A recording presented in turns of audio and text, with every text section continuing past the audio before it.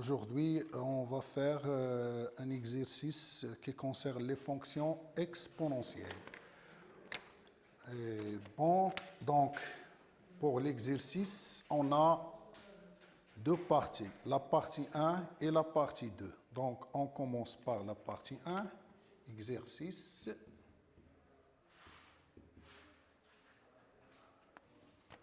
Donc, partie 1.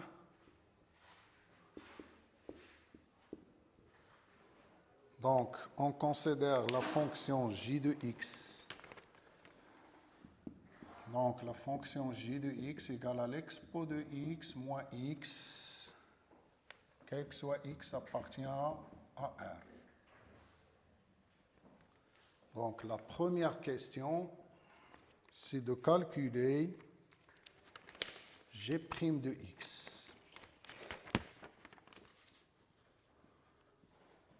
Calculons g' de x, quel que soit x appartient à R. Donc, déjà la fonction g, elle est dérivable comme somme de deux fonctions dérivées. Donc, on va calculer la dérivée. Quel que soit x appartient à R, g' de x égale. Donc, la dérivée de la fonction exponentielle de x, c'est l'exponentielle de x. Et la dérivée de 1, de x, ça fait 1. Donc, g' de x égale à e de x moins 1. Donc, pour la deuxième question, ils ont demandé de montrer que g' inférieur à 0 pour x appartient à moins l'infini 0 et que g' il est supérieur à 0 pour x appartient à l'intervalle 0 plus l'infini, puis dresser le tableau de variation. Donc, on va étudier le signe de e de x moins 1. Donc, déjà, ils ont donné les intervalles. Alors, si x inférieur ou égal à 0 implique que e de x, parce que lorsqu'on a a inférieur à b, donc l'expo de a inférieur ou égal l'expo de b, parce que la fonction exponentielle est croissante. Donc, x inférieur ou égal à 0 implique que e de x inférieur ou égal e de 0. Donc, ça va donner e de x inférieur ou égal à 1, parce que e de 0, ça fait 1. Donc, ça va donner o de x moins 1 inférieur ou égal à 0, c'est-à-dire que g' de x inférieur ou égal à 0. Donc, si x appartient à l'intervalle moins l'infini 0, alors on a le résultat. Donc, pour la deuxième, donc si x supérieur ou égal à 0 implique que e de x supérieur ou égal à e de 0, de même manière, donc e de x supérieur ou égal à 1, c'est-à-dire que e de x moins 1, il est supérieur ou égal à 0. Donc, g' de x supérieur ou égal à 0. Si x appartient à l'intervalle 0 plus l'infini, et on va obtenir le tableau de variation de la fonction g. Donc, déjà, on mettra ici x, g' de x, et j de x, ou bien les variations de la fonction g. Ici, on met quoi? On met le domaine de définition, moins l'infini plus l'infini. Et d'après la question précédente, on a sur 0, moins l'infini 0, la fonction g', elle est négative. Et dans 0 plus l'infini, elle est positive. Par suite, la fonction g, elle est décroissante, puis elle est croissante, et on met g de 0. Donc, g de 0, ça va donner 1. Donc, 1, c'est quoi? C'est g de 0. G de 0 égale à 1. Pour obtenir g de 0, on remplace. Donc, les limites ne sont pas demandées. Donc, puis, ils ont dit, la question 3, on déduire que pour tout x appartient à R, on a e de x moins x supérieur à 0. Donc, troisièmement, donc, d'après le tableau de variation, la fonction g admet une valeur minimale, c'est 1, sur R total. Donc, ça signifie quoi? Ça signifie que g de x supérieur ou égal à 1, quel que soit x appartient à R. Donc, d'après le tableau de variation de G, on a 1 est une valeur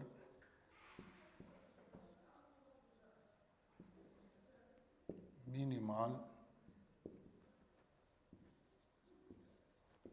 de G sur R. Donc, quel que soit x appartient à R, G de x supérieur ou égal à 1.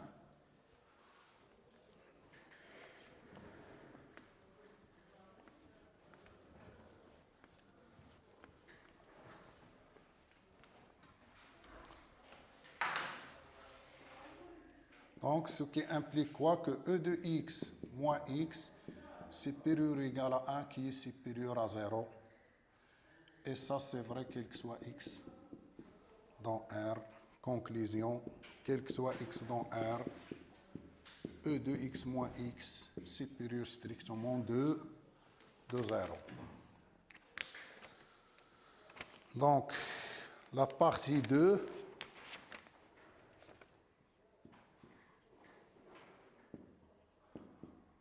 de l'exercice, ils ont considéré la fonction f de x égale e de x divisé par e de x moins x.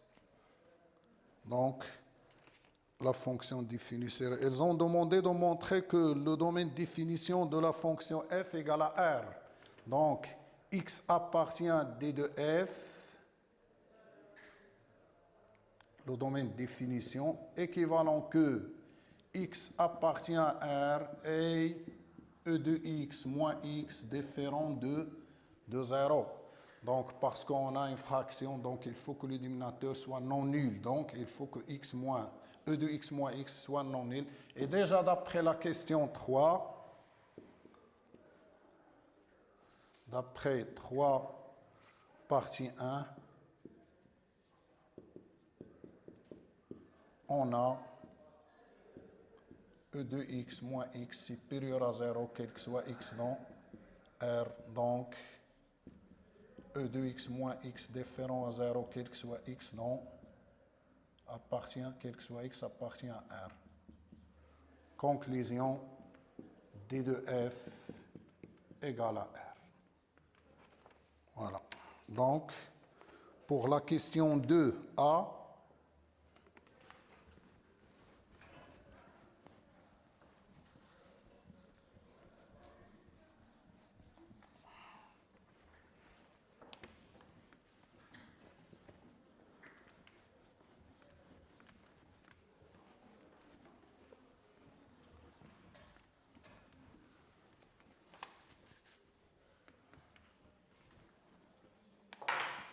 donc la question 2a, calculer la lime de f de x, x tend vers moins l'infini. Donc la lime de f de x, x tend vers moins l'infini, égale la lime, et on remplace f de x par la valeur, c'est-à-dire e de x sur e de x moins x, x tend vers moins l'infini. Donc, pour calculer cette limite, on va remplacer x par moins l'infini. Donc, on sait bien que e de moins l'infini égale à 0. E de moins l'infini égale 0. Donc, ça va donner 1 sur moins l'infini. Donc, 1 sur moins l'infini, ça fait 0. Donc, la limite totale égale 0, car la limite de e de x, x tend vers moins l'infini, égale à 0, et la limite de e de x moins x, x tend vers moins l'infini, égale plus l'infini. On sait bien que a divisé par l'infini, ça va donner 0. La limite de a sur x, x tend vers l'infini, égale 0. Donc, c'est le cas qu'on a ici, 0 sur l'infini. Puis, ils ont demandé de donner une interprétation géométrique. Donc, on a la limite f de x, x tend vers moins l'infini égale à 0. Alors, Lorsque x tend vers moins l'infini, la limite de f de x égale à, par exemple, b, on dit que la courbe admet une asymptote d'équation y égale à b. Donc, dans notre cas, on va obtenir y égale à 0. Et la droite d'équation y égale à 0, c'est l'axe OX. C'est l'axe OX. Alors, CF admet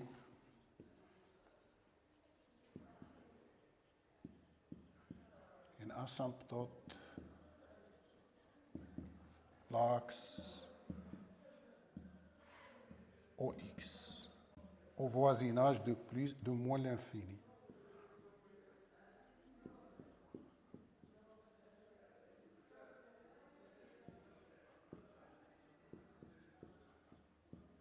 Ou bien la droite y égale à 0. Donc la question de B,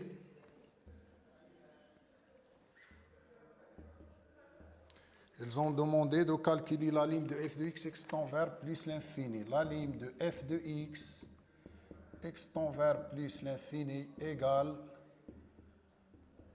la limite de e de x sur e de x moins x tend vers plus l'infini. Donc ici, si on remplace, on va obtenir une forme indéterminée parce qu'ici on a plus l'infini. Même si on a ici une forme indéterminée parce qu'ici on a plus l'infini, ici moins l'infini. Donc il faut penser à factoriser par e de x. Donc ça fait e de x sur e de x facteur 1 moins x sur e de x. Donc x tend vers plus l'infini. On va simplifier par e de x, donc on obtient 1 sur 1 moins x sur, divisé par e de x tend vers plus l'infini. Et comme on a la ligne de e de x sur x, lorsque x tend vers plus l'infini égale plus l'infini, donc la ligne de x sur e de x tend vers plus l'infini égale 0. Donc, comme la ligne de e de x sur x, alors la limite de x sur e de x égale à 0. Donc notre limite égale à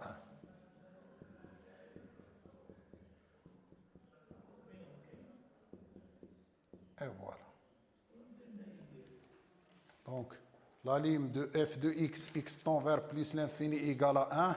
Par suite, la courbe admet une asymptote, c'est quoi? C'est x d'équation y égale à 0. C'est l'interprétation géométrique. Donc, dans l'interprétation géométrique, on a 3 cas possibles. Si x tend vers l'infini et la ligne de f de x égale à b, donc on dit que la droite y égale à b est asymptote oblique. Si x tend vers a et la ligne de f de x tend vers a, ça va dans l'infini, on dit que la droite x égale à a. C'est la troisième cas, il est un peu long. Ce qu'on trouve lorsqu'on a la limite de f de x tend vers l'infini égale à l'infini, et on calcule la limite de f de x sur x, ça va donner a, puis la limite de f de x moins a, x égale à b. Donc on dit que la droite y égale à ax plus b est asymptote oblique dans ce cas. Donc maintenant on est dans le cas de quoi y, et donc y égale à 1.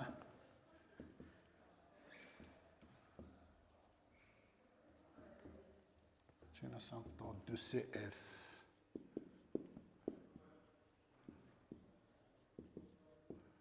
au voisinage de plus l'infini. Et voilà, donc la troisième question, 3A.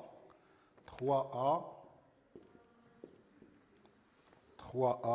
donc montrer que f', montrons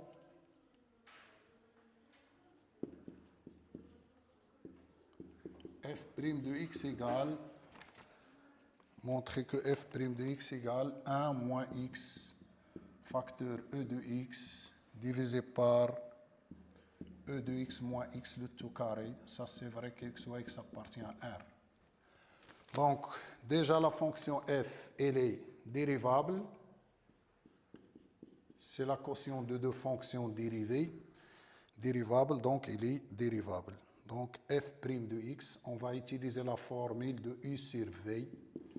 Donc f' de x égale, comme quotient de deux fonctions, donc u sur v, c'est-à-dire e de x prime facteur e de x moins e de x facteur e de x moins x prime. Le tout divisé par e de x moins x carré. Donc, e de x, c'est e de x, facteur e de x moins e de x, et la dérivée de e de x, c'est e de x, la dérivée de x, ça fait moins 1. Divisé par e de x moins x, le tout carré.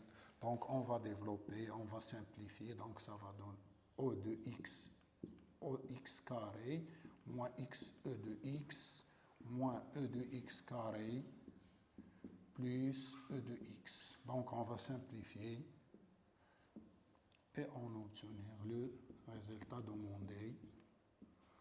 Après, on va factoriser par e de x.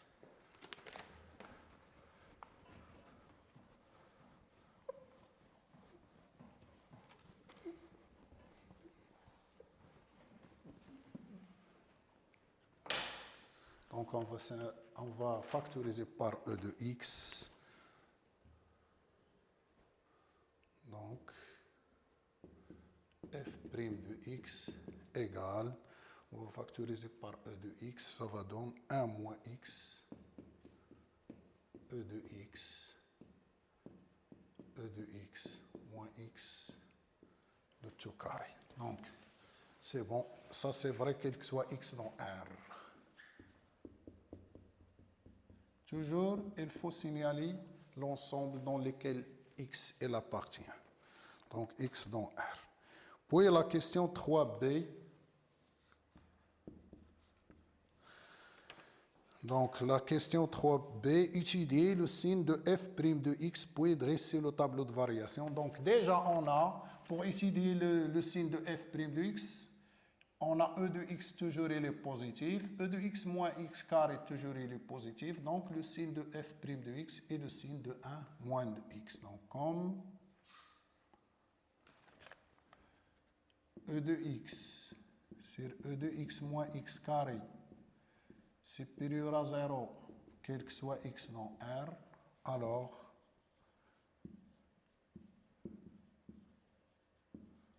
le signe de f' de x est le signe de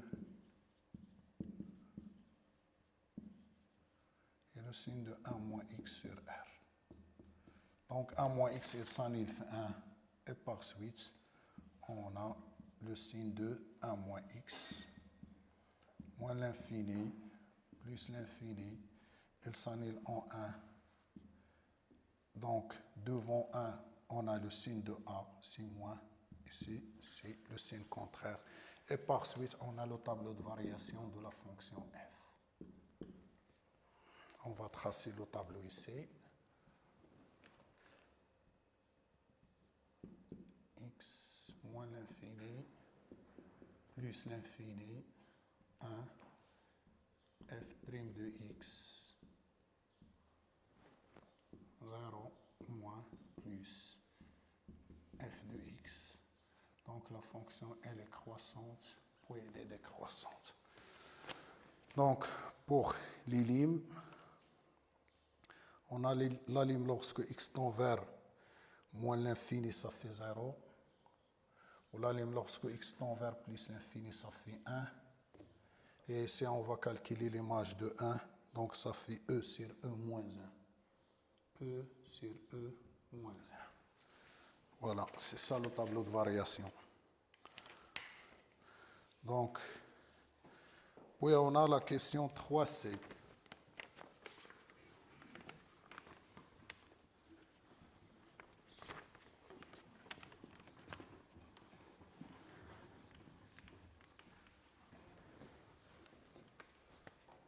Donc la question 3c, c'est quoi?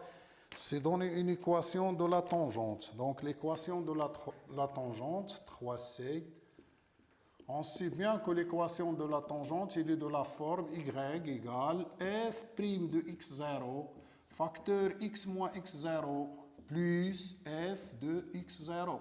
Dans notre cas, x0, c'est quoi? C'est 0. Donc, x0 égale à 0. Alors, l'équation, il faut calculer f' de 0 et f de 0. Donc, l'équation devient y, f' de 0, facteur x moins 0, plus f de 0. Donc, f de 0, ça va donner f de 0, ça fait 1. Et f' de 0, donc f' de 0, on remplace ici par 0. Donc, on obtient 1 ici, on obtient 1. Donc, ça fait 1 ici. Donc l'équation de la tangente, c'est y égale à x plus 1. C'est l'équation de la tangente t. Donc, puis, donner une équation. Donc, la dernière question, c'est tracer dans le repère OIJ la tangente t, la droite d'équation y égale et la courbe. Et ils ont déjà donné que la courbe, elle admet 2 points d'inflexion. Donc, pour tracer la courbe, il faut tracer les asymptotes et la tangente et les points d'inflexion et on va tracer la courbe.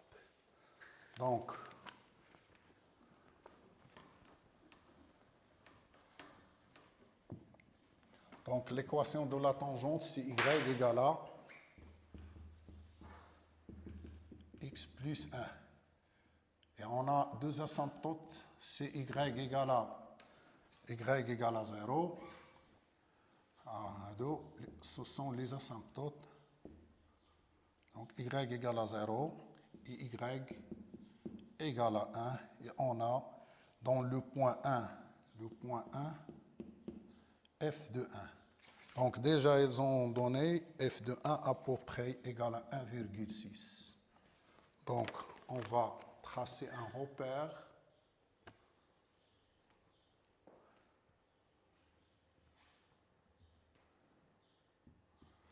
Donc, ils ont demandé de prendre l'unité égale à 2 cm. Donc, je vais essayer de faire à la main. Donc, 1, 2, 3, moins 1, moins 2, ainsi de suite. Ici, on a 1, 2, ainsi de suite.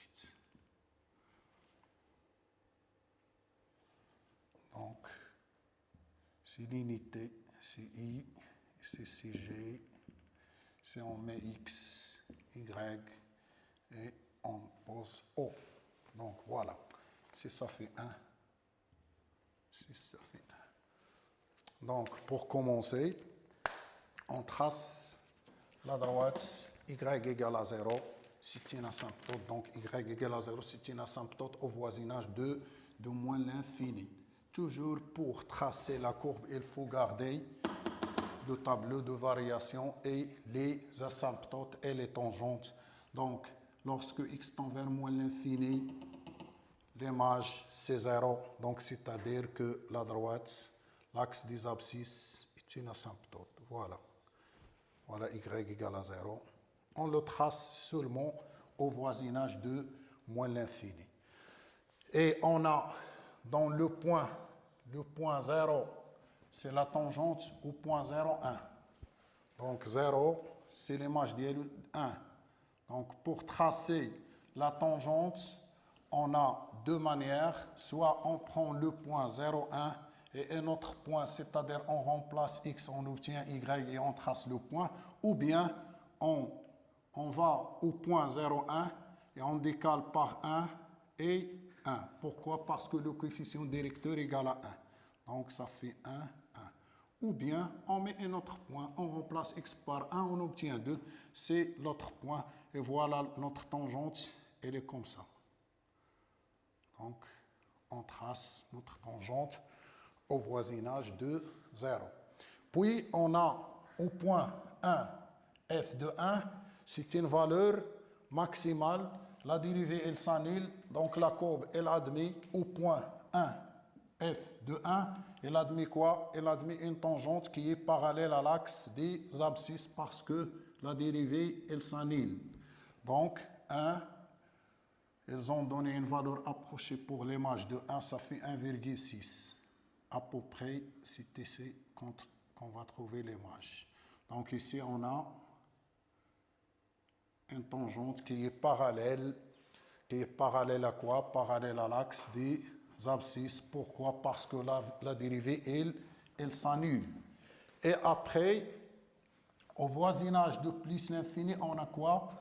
On a la courbe, elle est proche de 1, c'est-à-dire la droite y égale à 1. C'est cette droite-là, c'est une asymptote au voisinage de plus l'infini. Et voilà, si on trace les asymptotes, les tangentes, c'est simple d'obtenir la courbe. C'est-à-dire ici, lorsque x proche de l'infini, la courbe est proche de la droite. Donc, elle sera ici. Donc, et ils ont dit que la courbe, elle admet 2 points d'inflexion. La première point d'inflexion, c'était ici, au 0, 0, 1. Et comme la courbe ici admet une tangente, donc elle va comme ça. Et voilà. Donc elle va changer l'inflexion parce que ici, elle converge, elle est concave, puis il devient convexe. Ici, il est convexe, ici, il est concave. Parce que c'est un point d'inflexion. Elle va changer la concavité ici au point 0,1. Voilà.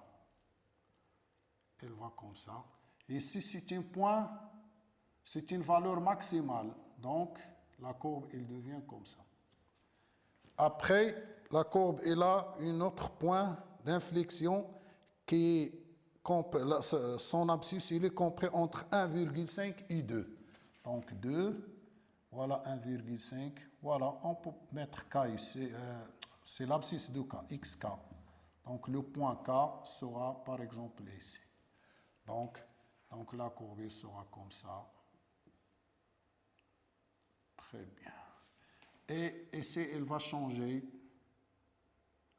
la convexité. Ou bien la concavité, c'est le point K. Et voilà notre courbe ici comme ça. Et ici, elle est comme ça. Elle voit vers le bas. Ici, elle voit vers le haut. Ici, elle voit vers le bas. Ici, elle est vers le haut. Et voilà notre courbe. Ce n'est pas la peine de tracer ces flèches-là. Juste pour expliquer comment on obtient la courbe, notre courbe. Donc, notre séance est terminée.